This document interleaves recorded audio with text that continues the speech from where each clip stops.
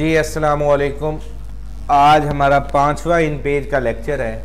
आज के इस 5वें लेक्चर में हम सीखेंगे अपने टेक्स्ट को स्टाइल कैसे देते हैं, उर्दू के टेक्स्ट को स्टाइल देना, उसके स्टाइलिश को चेंज करना।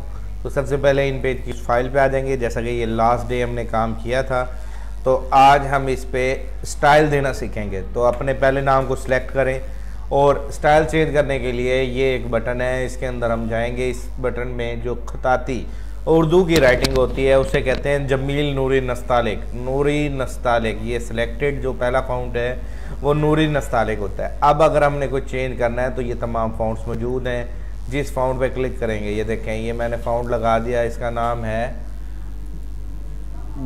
बुरीदा स्टाइल। ठीक है, इसी तरह अगले अहमद रज़ा को मैंने सेलेक्ट किया, इधर से जाएं, जो स्टाइल लगाएंगे ये देखें, ये गुलाब स्टाइल लग गया।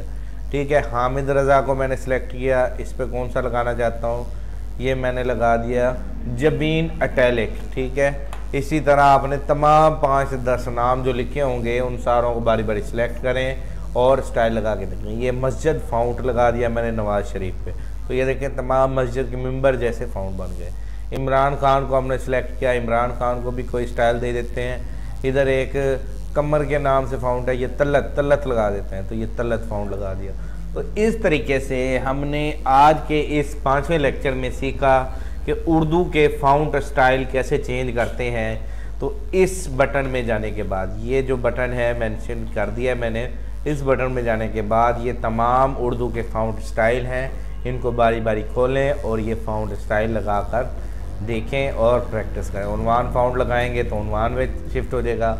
अब ये जैसे नवाज शरीफ पे मस्जिद फाउंट लगा हुआ है, हम इस पर उन्वान पे मुंतकिल करना चाहते हैं, सेलेक्ट करके उन्वान पे लगा दें तो ये उन्वान फाउंट हो गया। तो आज का हमारा ये टॉपिक है फाउंट्स के, उर्दू के फाउंट्स चेंज करना। उम्मीद करता हूँ आपको ये टॉपिक की समझ आ गई होगी। थैंक यू, अल्लाह हाफ़िज़।